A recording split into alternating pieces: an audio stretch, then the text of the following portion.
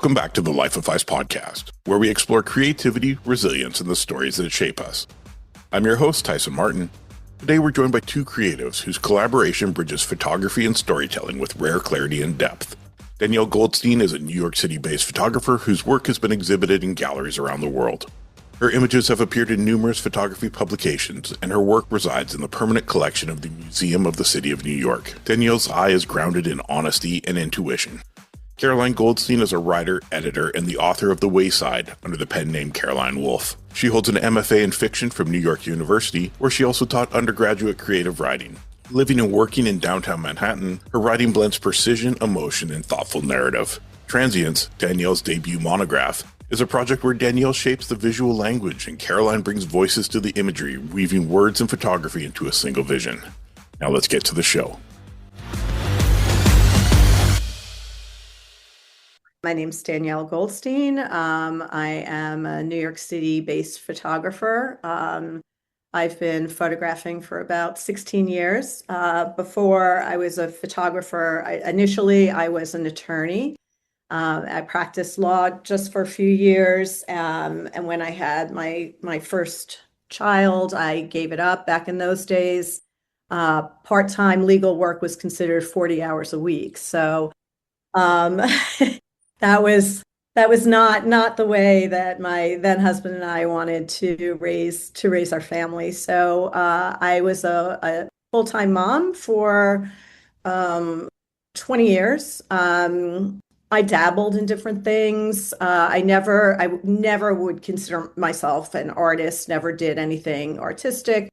But when Caroline actually was in high school, I decided I wanted to learn more about photography, took a class, and as I say, the rest is history. As soon as I put the camera to my face, I knew what I wanted to do for the rest of my life. So that was 16 years ago.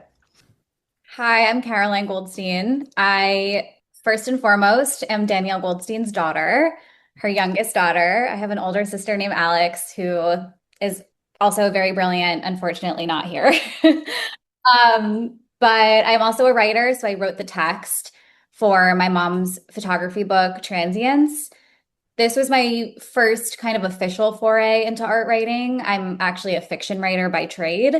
So my first novel, called The Wayside, came out last August 2024 under the pen name Caroline Wolff. And then my second book, which is called Found Time, is coming out in this upcoming March 2026. Congratulations. That'll be under my own legal birth name, Caroline Goldstein. That's amazing. Actually, both of you, that's so incredible that you can find this passion and just go for it. And I can only imagine what it's like. Like, I know the photo industry and I know how crazy it is here, but I can't even imagine what it's like to be a writer writing novels and trying to sell them just from what I've seen on movies, because I'm not part of that industry. It must be stressful. It is. It's stressful. There's a lot of gatekeepers in the publishing industry. And I mean, I don't know if you want to get into this, but I've had a really unusual kind of path into publishing. I did not go the traditional route of first you find an agent and then the agent takes your draft out to publishers. In both instances, I actually kind of connected with the publisher directly or worked with an agent who already had a connection to a publisher. So I was trying to do it the traditional way, just beating my head against a wall. Nothing was happening. And then kind of somehow, miraculously, two of these opportunities just sort of came across my desk. And then I just went full tilt into them because I write for myself first and foremost, but I am a writer because I want people to read the stories that I have to tell. And this was such a wonderful and magical way to get my work out there. So it's a tough industry for sure. You have to love it. You have to not be able to live without doing it. And even then, nothing is a given. Well, Danielle, as a mom, you must be extremely proud.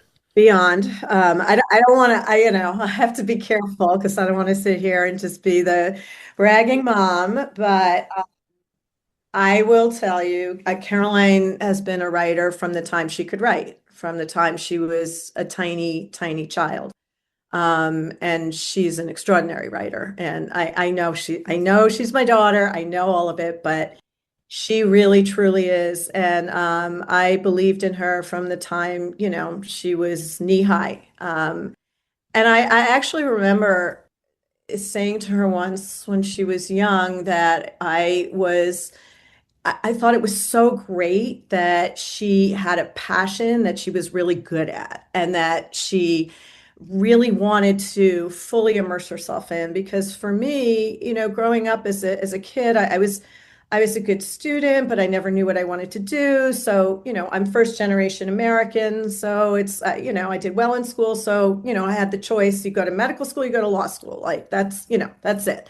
And you don't think any further than that. And like, yeah, I did fine in school. I did fine in law school. I did fine. I could do this, I could do that. But I was never passionate about anything until I picked up the camera. And now it's like, oh, I understand how Caroline feels. And that we can share this together now is really incredible. I love that. So I found the camera through my daughter. Mhm. So I've only been shooting since 2019. And my daughter was heavily into it through high school and winning all the photo awards that were done through the photo courses. And then she was just going away. So she had an old camera. She wanted some extra money. I bought it. And then all of a sudden I found, as soon as I clicked that shutter, it gave me the same feeling I used to get when I started skateboarding in 1984, like rolling down the street.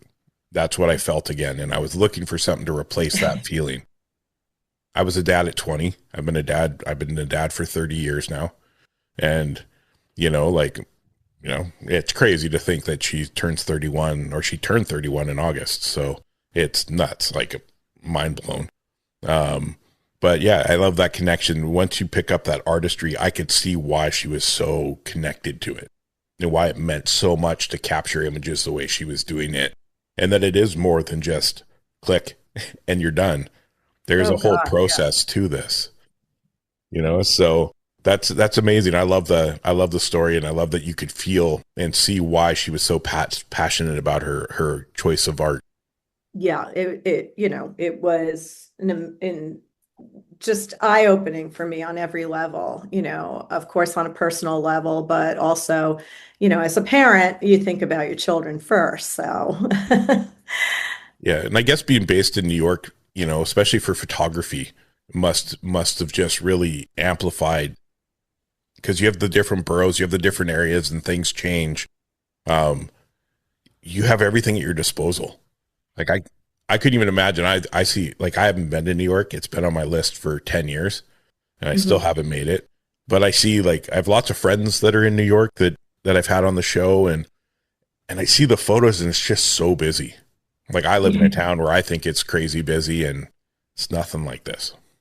Yeah, I mean, it certainly is. When I started photography, though, we lived in the suburbs of New York, and it was a quiet town.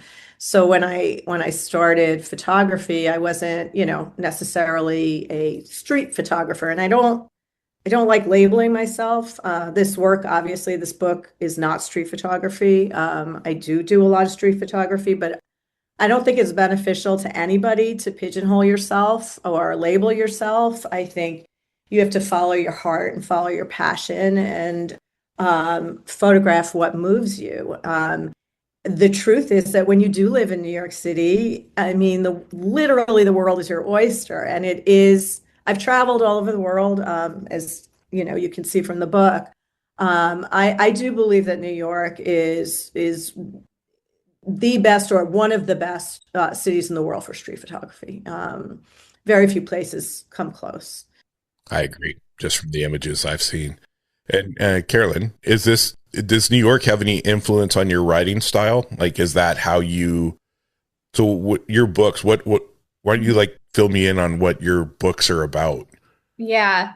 Well, to answer your first question, yes, absolutely yes. I think my mom and I both agree that New York is like one of the greatest loves of our lives, because we just feel kind of this intuitive alignment with the energy here, even though we're both introverted and, observers, and we're not extroverts. We're not going out and partying all the time. I'm not anymore. I used to, but no longer. I'm 33. I'm too old for this.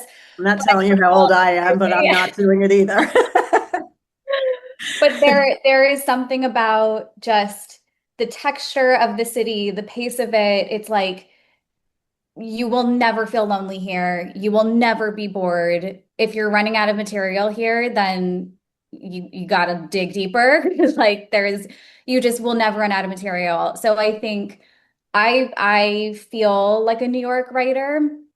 My first novel doesn't take place in New York City. It takes place in the Pacific Northwest.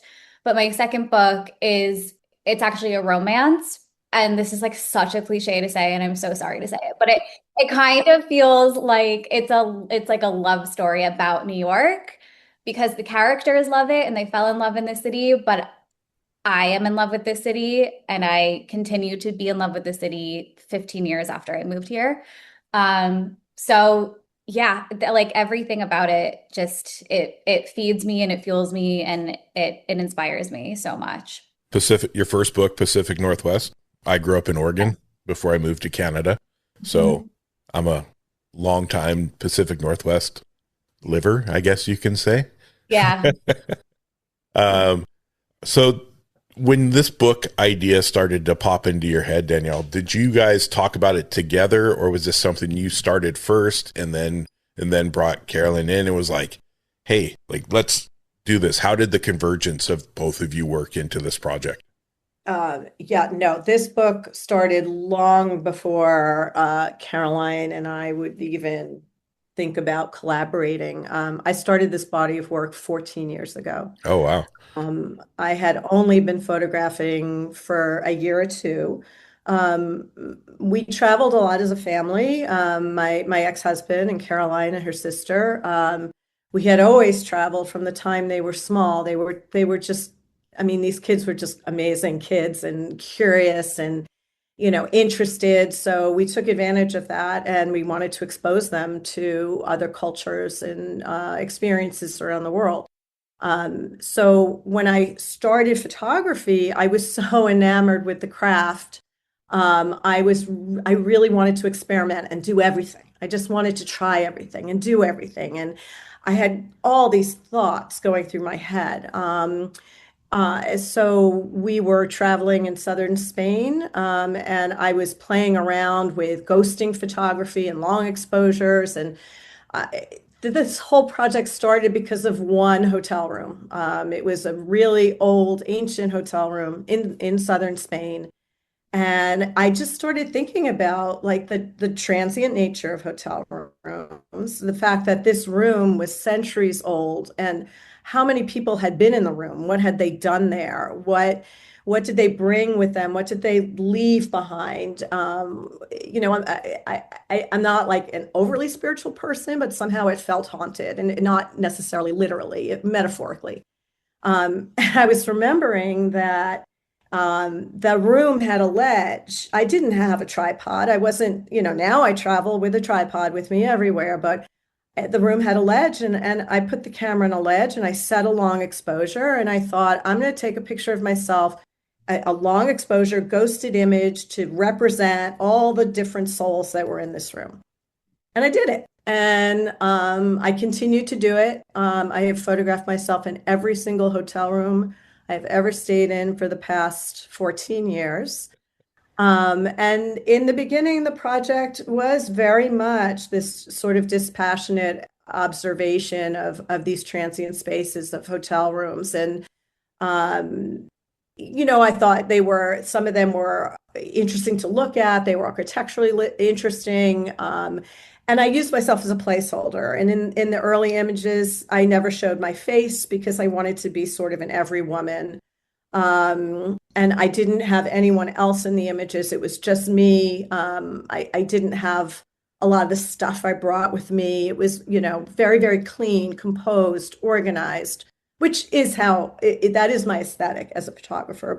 And then as time went on, I worried that it was getting too one note, that it was too one dimensional. I wanted to expand it a little bit. So I asked my ex-husband if he would mind being in some of the images. I asked the girls if they would mind being in the images when we traveled together. And I started expanding and I started showing my face a little bit and I started expanding the project and photographing the people I traveled with. And I did it for years and I didn't think anything of it. And then a few years ago, I was printing some of the images for Photo Nola when that was right before COVID, right, Kara? Yep. Um, I started printing the images and sequencing them. They're sequenced, sort of it's a timeline basically. And I just basically stopped dead in my tracks and burst into tears because I realized this was not what the project started out to be. It was not this just, sort of observation. It was a diary of my life. And when I saw the images of my ex-husband and I together and some with the girls, I was just so deeply, deeply moved and touched. I should mention in the interim, during that time, my husband and I went through a separation and a divorce. So I was looking at the work with a different light, with different eyes than when I had photographed it. Um, and then Caroline didn't get involved until much later. I didn't think about. I kind of I think I knew I would love for it to be a book, but never in my wildest dreams did I ever think I would publish a book. I mean, I was a lawyer, I was a mom, I dabbled in photography. It took me so many years to feel like some sense of legitimacy. I always felt like, it's imposter syndrome, and a lot of us, especially women, we all have it. So I never thought that would happen. When Martin Schultz saw the work and wanted to publish it, I mentioned to him that Caroline was a writer, and his eyes lit up. This was like, oh, he's been a book publisher for 35 years, and he's never had a project like this with a mother and daughter. There was nothing I would want more than for Caroline to write the text, but I was very careful, especially because of the subject matter. And it was 100% her decision whether she wanted to write the essays for the book or not. So I guess, the moral of that story is like you should photograph and follow your heart and follow your passion and do what feels right, but also be open to a pivot. Oh, you just threw a Friends reference in. Oh my God, the couch. I know. That scene still makes me laugh. So always. When you sat down to start writing the words for this book, did you have a layout of the images, or did you just start putting words together from what your mom has told you she wanted? Yeah, so the process was so intuitive, and just some funny context. My mom, she said to me, she was like, no pressure, Kara, but like, I feel like you're going to write these essays in like an afternoon. Like, I think that they're just going to kind of fall out of you. And me being like the neurotic writer that I am, who put so much pressure on myself, and I always overestimate how long stuff is going to take me. I was like, maybe, but like, don't expect anything. Like, I'm clearing all of my weekends for the next month for this project, 2 months, whatever. And, my mom knows me better than anyone on earth, and sometimes knows me better than I know myself. And she knows my process. And like, lo and behold, she was absolutely correct. I literally wrote all of these essays in like maybe an hour or two. That was, the first draft. And then of course I went back and edited and like made it all make sense. But yes, process wise, I had like a PDF of the book. And again, it was just very intuitive. I kind of went through the images and played a little bit of like a word association game with myself. Like I jotted down what stood out to me in the images, words or phrases or quotes or other works of art that my mom's work reminded me of. And then once I had that list, I kind of went through it and pulled out the four, I think it's four, right? Four or Five. five? Five, Five. five. The five, yeah, so we broke one up.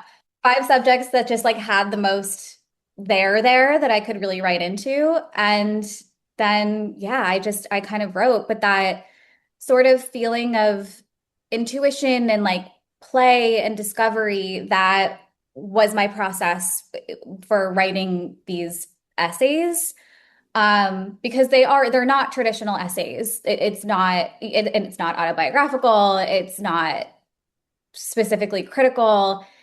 It kind of mirrors like the overall project of this book, which is like to create this sense of ephemerality. And like my mom said, she used herself as a placeholder, and it's making the personal universal. Like I wanted the text to kind of support that mission and not kind of undermine it by being overly didactic. So, I was able to sort of harken back to the way that I used to write when I was a kid, and I was just writing for the love of self-expression and the love of trying to capture an emotion or an image using beautiful language, which is like why I'm in this, because I love language so much.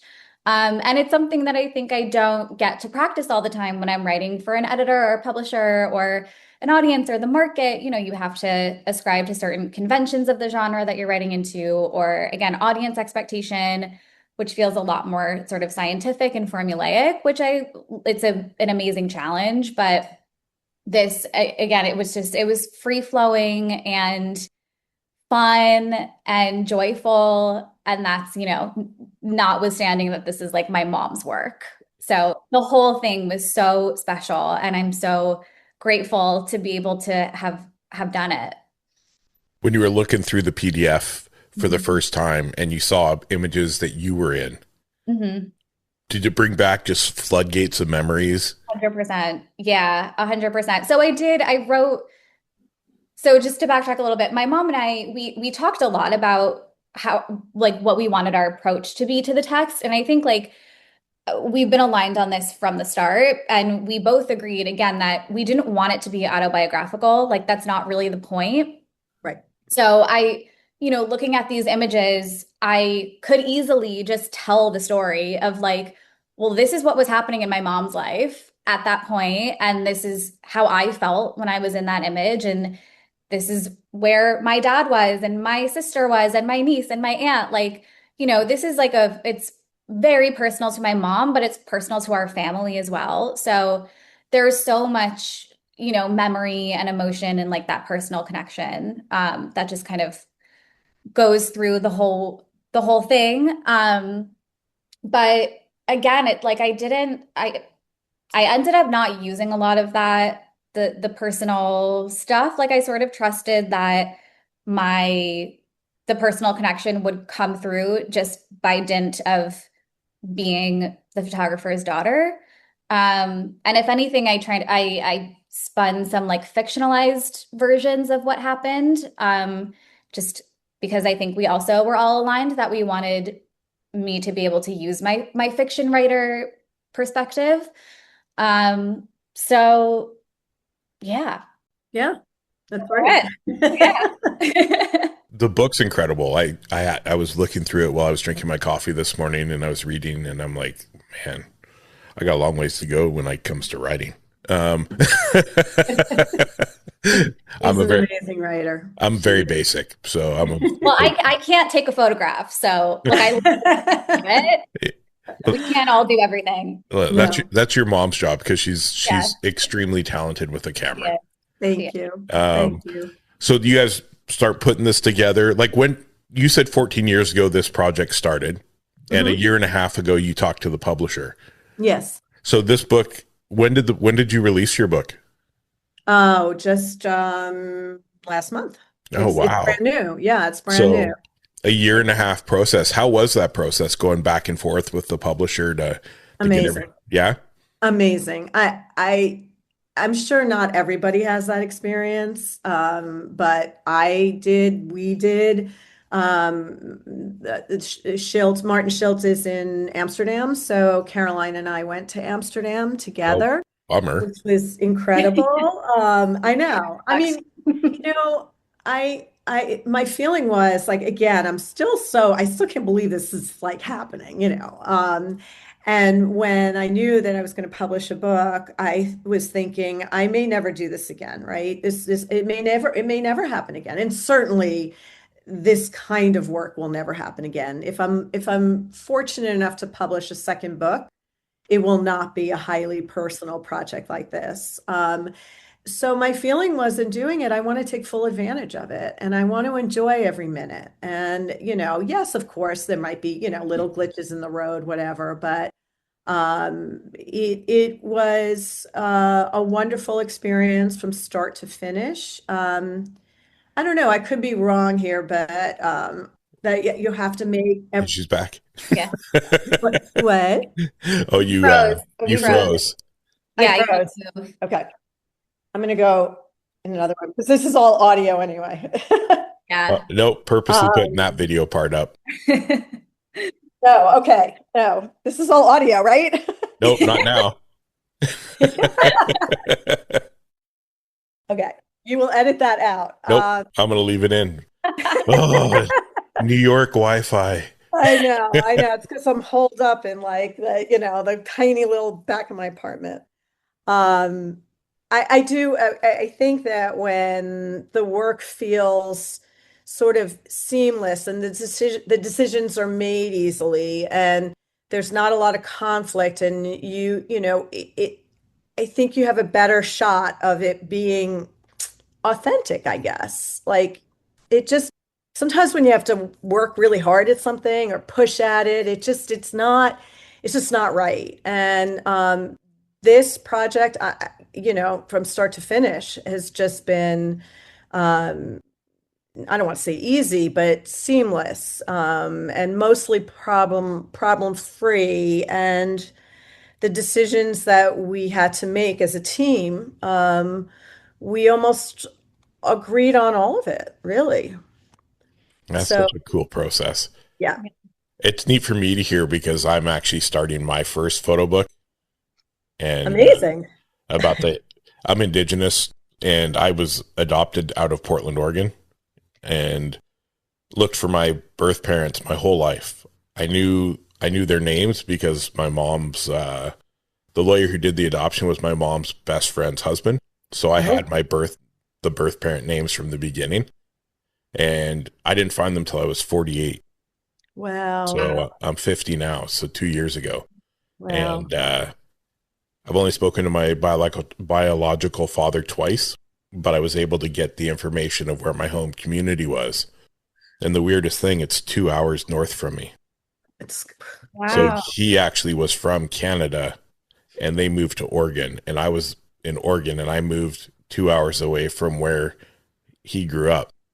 wow. So I'm gonna we have a lot of old old gold mines and homesteads and barns that are just dilapidated but built from the 1800s, early 1900s, all through the interior of British Columbia. So I'm gonna actually take a photo and then get a story from a elder in that Indigenous community and put the book together through that. So that's my process and my project for the next however many years it takes. I think that's a great idea. Yeah, Yeah. that's beautiful. So it's weird. It's weird to think like you put your work out there, you send it to a publisher, and then they're like, "How did it feel if it came back?" And you're like, "But I love that photo. Why don't you want it?" You get used to the rejection.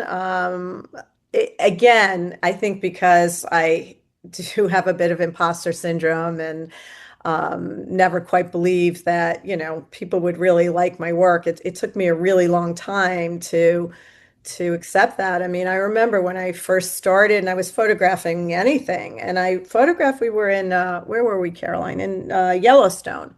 Mhm. And I photographed the hot springs, and National Geographic had like you could send in pictures, and I sent in a picture, and they published it, and somebody in New York just like wanted to buy it, and I had just started photographing. I was like, oh my God, like why would they want to buy something from me? I mean, why would somebody want to hang something of mine on the wall?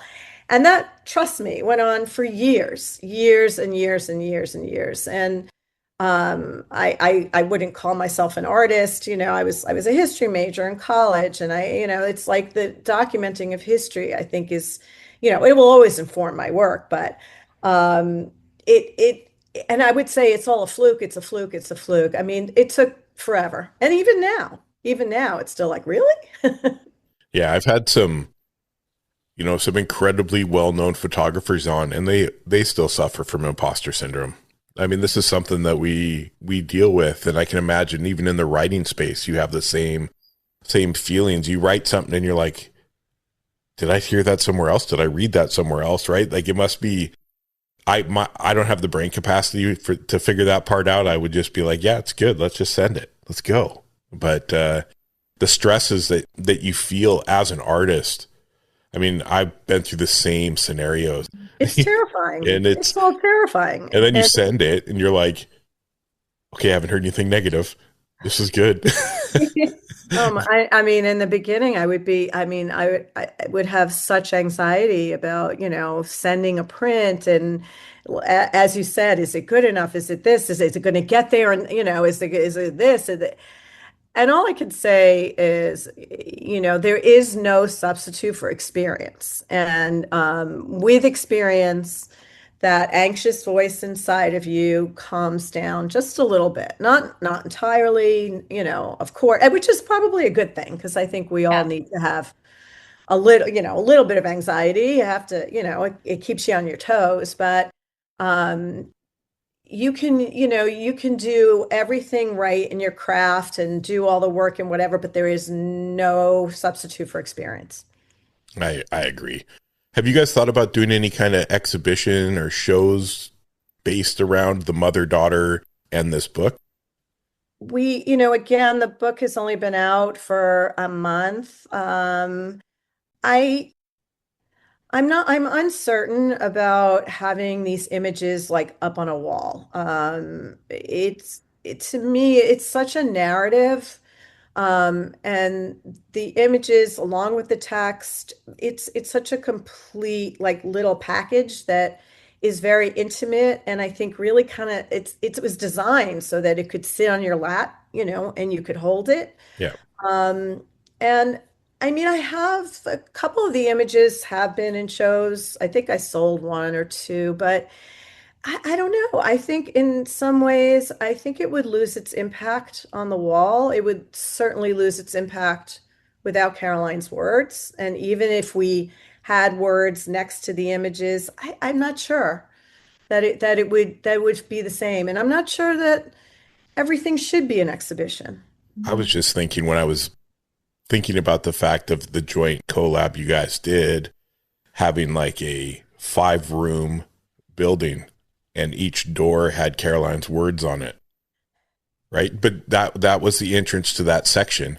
And then instead of hung on a wall, they're on easels or they're laid on a counter. Just something that felt more natural and more comfortable. Like you go, what's the first thing you do when you go into a hotel room? You throw all your stuff on the bed, right, or you throw it on the floor. And you just relax. Something that just brought it. It just came to my head as we were talking about this.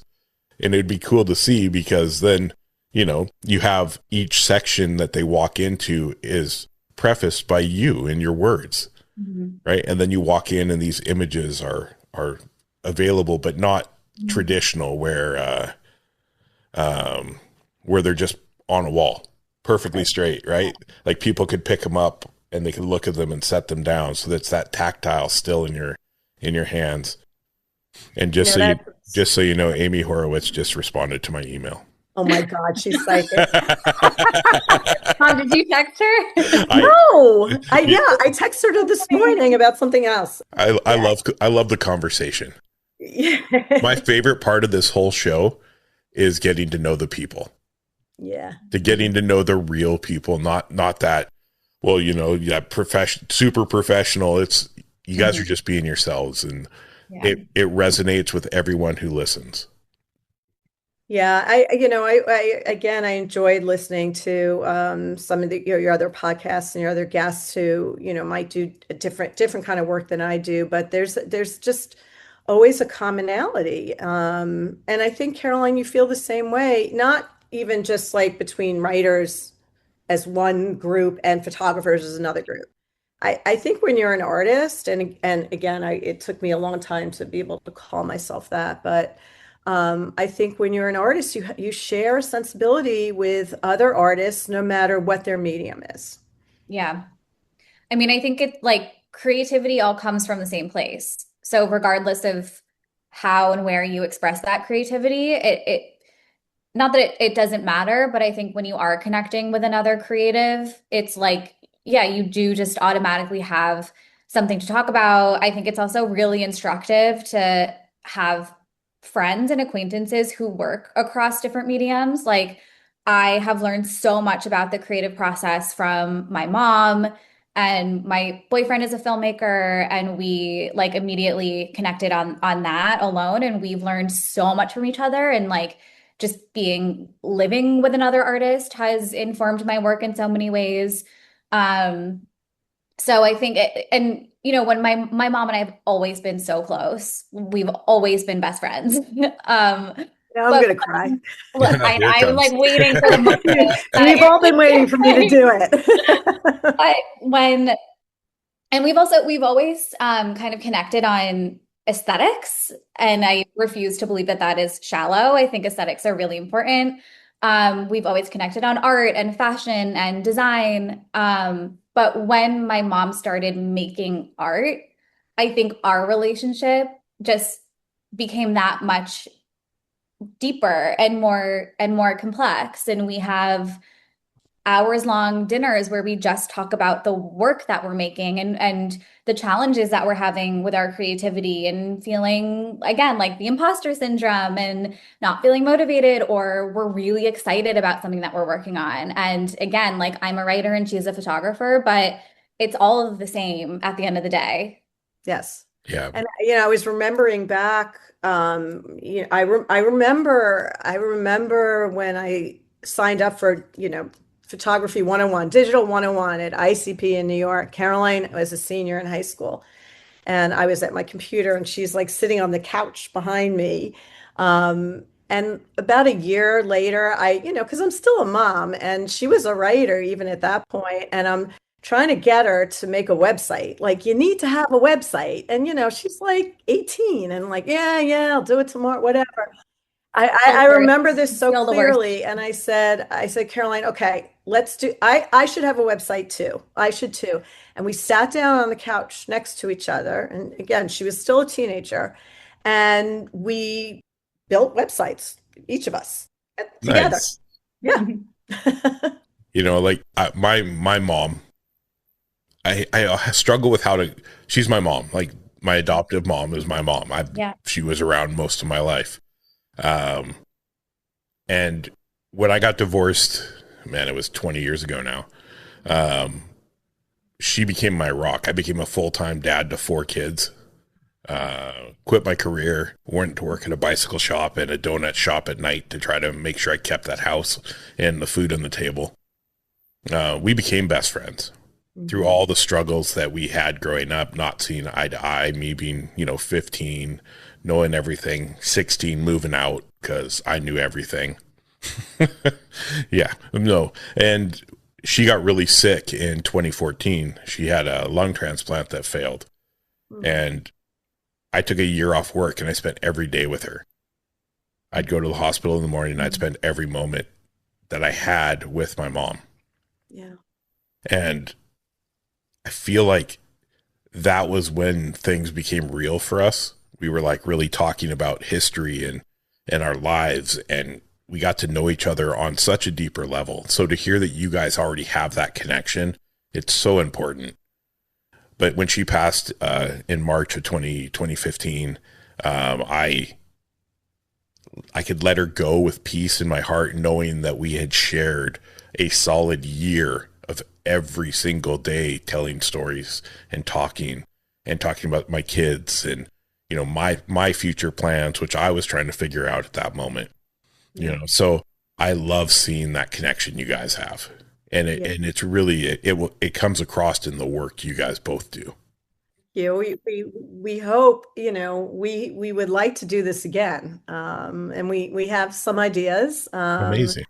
Yeah, because it's just, again, been such an amazing experience. And I think that I think no matter what, again, no matter what your medium, no matter what the work, but especially in photography, I have to say, I think that the work that really comes from your heart, from like what, you really feel is important and meaningful and feels true to yourself is the best work. And, I photograph out in the streets a lot, and I've had wonderful teachers who've, encouraged me. There's certain rules for street photography, and I know what the rules are and I break them. And I sometimes I listen and sometimes I don't. I mean, for example, often, not always, but often use a zoom lens when I'm out in the street. And that's like, kind of a no-no for a lot of street photographers. And I don't always get so close. Sometimes I'm far away, and sometimes I photograph people from the back. And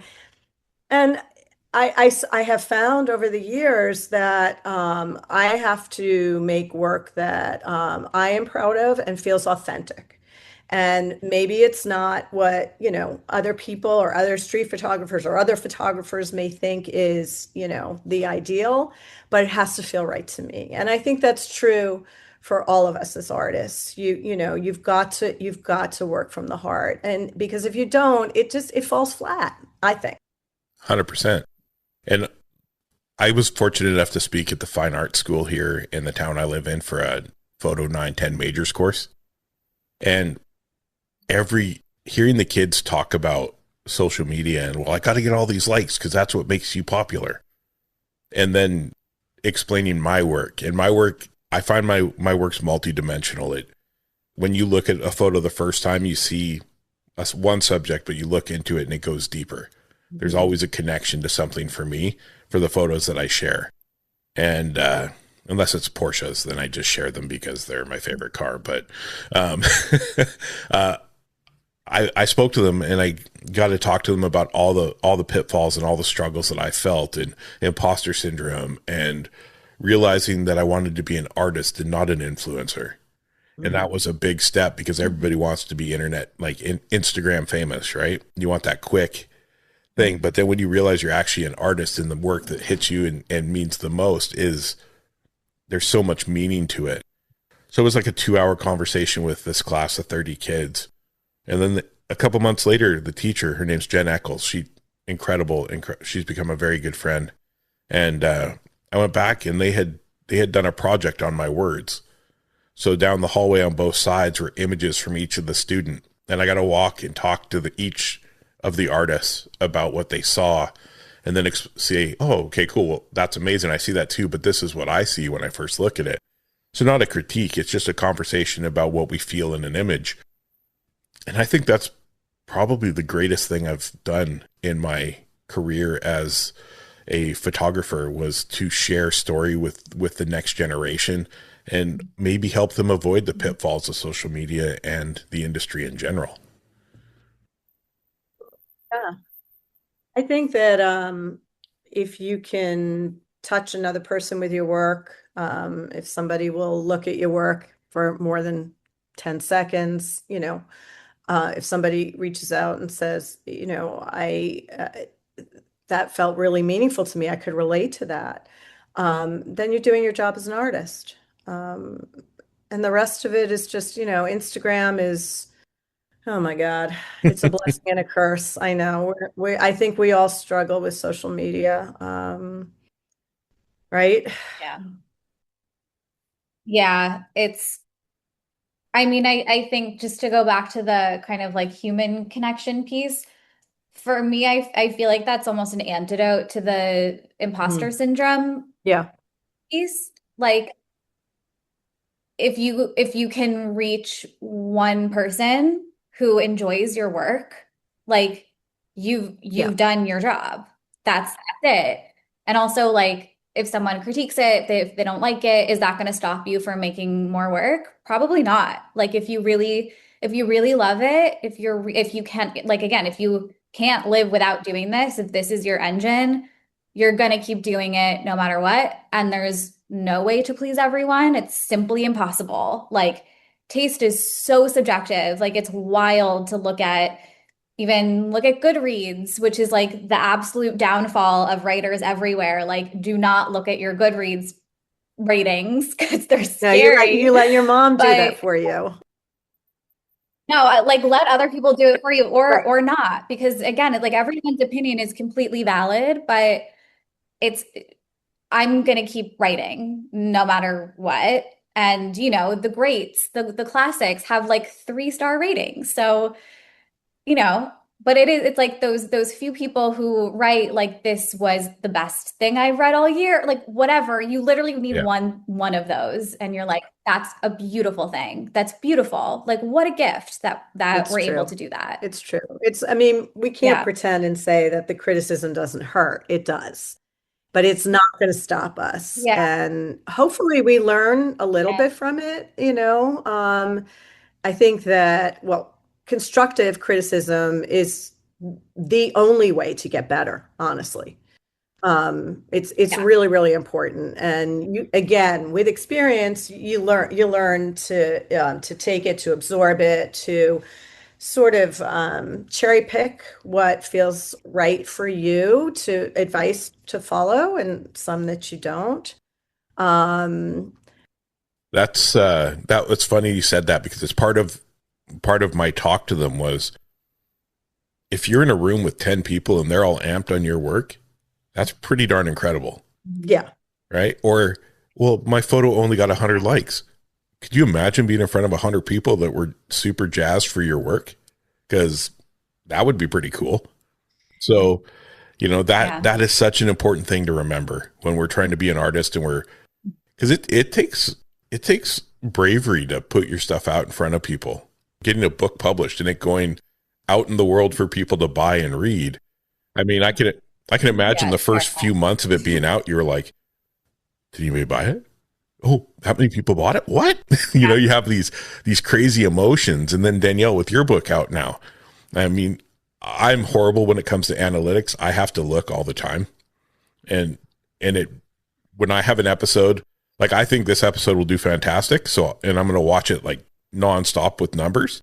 And sometimes some of my favorite episodes there, it's the long game. It's not the quick spike, yeah. but I always have to, why am I not, what's going on? And you just sit there and you just beat yourself up over it.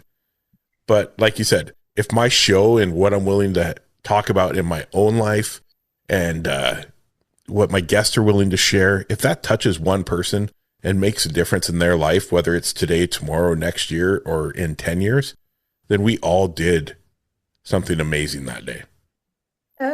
Yeah. I mean, I am absolutely not focused on the analytics, the press, the anything with this book. For now, I want to sit with the fact that I'm really proud that we did this, that we produced this body of work together. I'm still basking in the joy of working with my daughter. Um, and I am allowing myself to be proud of the fact that I started a project 14 years ago, consistently did it, every single hotel room, schlepping the tripod. And even, I was in Peru in altitude. Remember that, Kara? I couldn't get out of bed, but I was so sick, Yep. but I took a picture of my feet. I don't know, whatever it was. Like, I had to do it. And what's been incredibly rewarding for me about this body of work was, when I first put it out there, I thought that it would that the audience that would be interested in it was going to be very limited.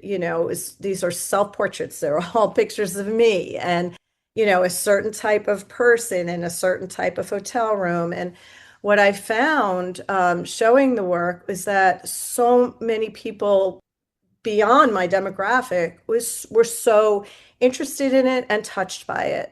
And what I realized, and I mean, I guess I've always known on some level, is that, I always say nobody gets out unscathed, and everybody goes through, ups and downs in their lives and some trauma on some level. And certainly a lot of people I know have been married for a very long time, and even when those marriages are happy marriages, friends have said they look at the images and they're like, oh yeah, that's us. We're both on our phones, or you know, whatever it is. And it was interesting when I brought the work to Photo Fest, I wrote text myself. And I wrote just a bit about what I was feeling or what was going on. And every single reviewer who looked at it said, you don't need the text to say, like, we know what's happening. We know what's happening. And of course, that segued into Caroline writing essays that were not personal. I mean, they're stuff that actually happened. Like, Yeah. yeah, I mean, Greg. so it did. And there's little tiny Easter eggs, which for me are an absolute joy to read. Like my perfume is called Black Saffron, and Caroline writes about a stick of saffron perfume. And every time I read that for the rest of my life, just that one word, I'm just going to feel just a jolt of gratefulness. That's the Yes, we perfume we do. both And we wear bought it too. together. An added layer. And we bought it together. That's incredible. Yes.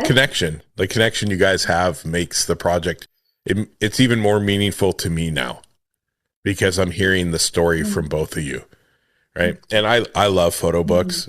It was funny. My mailman he asked me how many more books he had to carry this week. Because I've been very blessed with the show, as almost everyone who has a book has sent me a copy for my collection, which is outgrowing its space rapidly. And he laughs. He's like, "You're the only person I know who gets books in the mail still." And I'm like, but these are more than books. These are people's, this is their blood, sweat, and tears. This is their soul that's coming here, which connects to Phys. So Phys actually stands for Photography Heals Your Soul. Mm-hmm. And it works for any kind of artistic outlet, right? If you love what you do, that little bit of your life can heal all those wounds and all that darkness that you felt, and can change the outlook of your day. So I do everything I can to try to make the day the best it can be, whether I'm having the worst day of my life, the best day of my life, it doesn't matter, because I realize that other people are having a harder time than me, and sometimes a hello is all they need for the day to make it better. So the whole goal of my life now, from what I'm learning, is to try to give a platform for people to share the love they have for the art they create, but also try to make just a small mark in a really crazy world that we live in currently. It's true. It's true. I think, like people's circumstances are all different, and some people have hardships that are really insurmountable. But for a lot of us, you really make the choice every morning. Like you wake up in the morning, and are you gonna get through your day? Gonna get out of bed? You're gonna make the most of it. You're gonna find the little pockets of joy, and like as you said, sometimes just a hello, that can make your day, whatever it is. So aside from things that we can't control, a lot of times happiness it's a choice. I mean, you make the choice. I take my camera with me every single day. As soon Yep. as it sits in a bag that's, it has my iPad in it for work, and then it has my camera. And if I leave, I may not shoot a photo. I actually don't think I've shot a photo in 6 months. Wow. Besides a wedding. I shot a wedding. Man, those are scary. 3 weeks ago for one of my best friends, and it was an amazing experience. I loved it, but definitely not for me. No, Because me either. I know. No, too much pressure. Such an important moment in somebody's life, and you're like, what if I missed it? What if I missed it? So, so let's, this is the segment of the show where I love to get your look on advice for people listening in your genre. So photography, writing. I want to hear any advice you have for someone who may just be starting and may have hit a wall, or they're worried about what's happening. I know we've touched on it throughout the show, but this is just a segment that will strictly be, this is what I've dealt with, just this, whatever your art means to you, just let me hear it. Well, I think I no, just the conversation about like how Tyson, you take your camera with you everywhere you go, even if you don't take a photograph. My mom is the same way, and I think I'm the same way with writing as well. Like I try to write 10 minutes a day. It's either 10 minutes a day or 100 words, which is like, I don't know, 5 sentences, like a little mini paragraph. Because like no matter what else happens that day, like at least I have done that. And then, if you're working on a bigger project, the only way you can do it is to do it. Like there's no magic elixir, there's no magical morning routine that, is just gonna like create this book or this body of work out of thin air. Like you have to make the choice every day to get up and sit at your desk or go out into the street and take the picture, write the sentence, even though it's probably going to be really bad, but that's okay. Like a bad sentence is better than no sentence at all. And that it takes like an immense amount of discipline. And I struggle with this all the time. Like I feel so much pressure and I feel resistance because I want everything to be perfect and I have an image of what I want it to look like at the end of the process. But again, like the only way through it is through. And I mean, it's taken me decades to figure this out, and I'm sure this is always going to be a struggle. But that once that clicked for me, I mean, that's how I wrote my all of the books that I've written is just by sitting down every day and doing it and keeping your expectations really minimal, like on the ground. Like again, 100 words, 100 bad words, and you're going to feel so good when you do it. And then you get to have this beautiful thing that you made at the end I of the love it. Yeah, I think it's exactly right. And it's the same thing with photography. I always say it's a marathon, not a sprint, and I'm in it for the long haul. Um, and you also fake it till you make it because you're gonna go through dry spells and you're gonna go through periods where you are completely uninspired, where you feel like every single picture you take is shit and like you're never going to take a good picture again in your life. Or you're never going to have another project again in your life. But it's not true. And I think, as Caroline said, sometimes you just snap it. You just take the picture, and they're not great. But I think our artistry is a muscle, like any other muscle, and you have to use the muscle, and you have to exercise the day. muscle. So yeah, that camera comes with me everywhere. I actually have a little rule for myself. If the camera is with me, I have to press the shutter, and it doesn't matter. I am not schlepping that heavy thing because it's heavy and I'm getting older and my back hurts. I'm not schlepping that thing and not taking a picture. So They you make smaller do that. cameras, You right? do that. Even the smaller, I mean, I have a small camera too, and I carry it on my wrist and my hand, but which is actually really nice because it's small and I can be really inconspicuous. And the other thing I think is, we're so focused on like what's our next project? Like we got to have a project. We got to have a project. Every project I've done, and I've done others, not as with success like this one, but I've done others.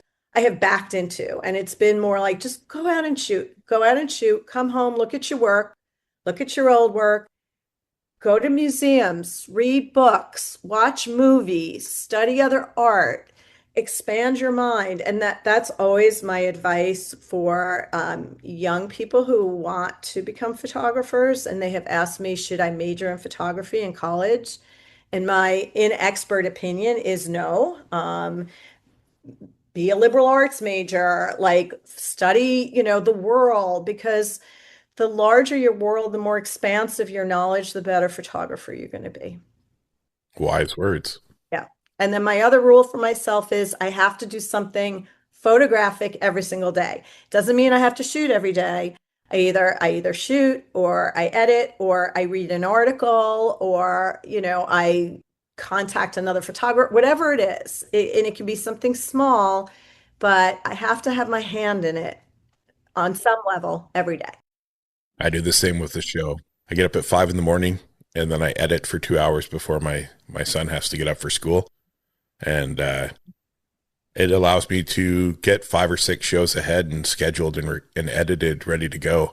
So, I mean, I got really sick last October and I was in the hospital for 4 weeks and I was off work for 10 weeks. So when I got all I wanted to do, I stressed out the whole time. I'm like, I was so close to 52 episodes for the year.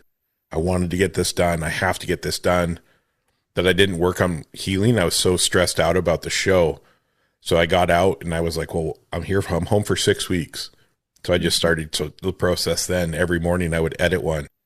And I released my 52nd episode on my 1 year anniversary in February.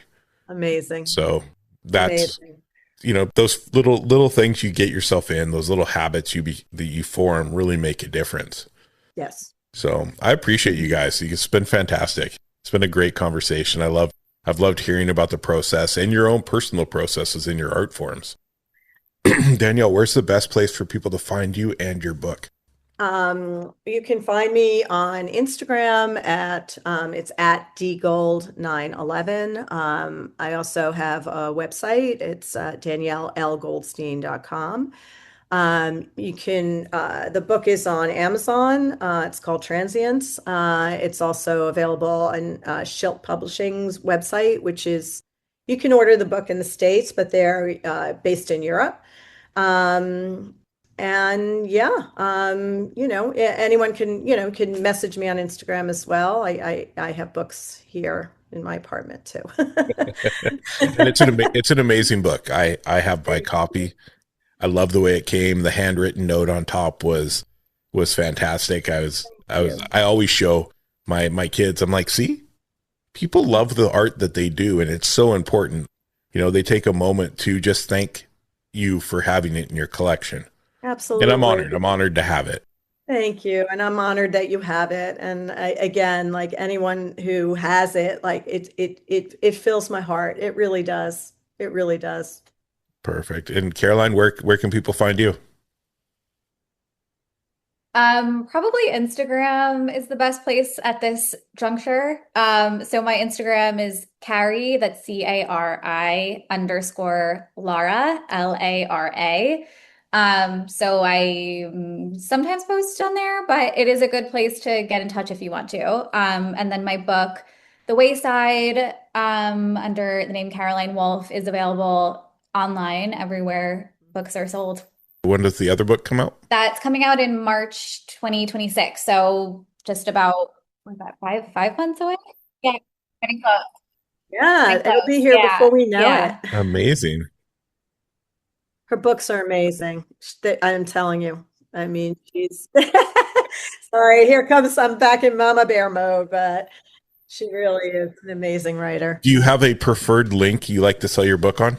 I mean, at this stage, I feel like Barnes & Noble is an independent bookseller, because if it's not Amazon, it's an indie as far as I'm concerned. But I do know there's like a few independent bookstores that also sell it online. I know McNally Jackson here in New York City does. Okay.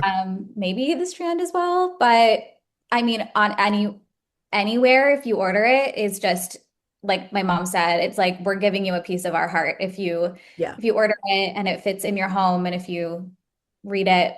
So anywhere. Yeah. Perfect. Anywhere. I'll put links to both books and your socials and everything in the show notes. Thank you. I appreciate your guys' time this morning. This has been amazing. I loved hearing the story and the journey. Thank you. And if you guys ever have a project where you need someone to MC or do voiceovers, let me know. Good to know. Yeah, that is good to know. And also if you I have a fairly good network of women photographers, especially women street photographers. So please reach out to me. I mean, Amy, of course, but there are others, and you can always like email me or reach out to me if there's something specific that you want to talk about. I might be able to connect you with somebody who would be interesting to talk to. And like I said, I'll put all the links in. We'll do all that. That way everybody can find you and they can find your books. Keep doing what you're doing. And thank you again for your time. Thank you. Thank you so much. It was a pleasure meeting you and speaking with you. We really appreciate it. Thank you. Have a great day. I've got another podcast to record in 40 minutes, so my life revolves around recording right now. And it's good. It's all good. It's really good. Thank you. I love doing it. I actually love, it's just the connection and the conversation. I just love it. It's amazing.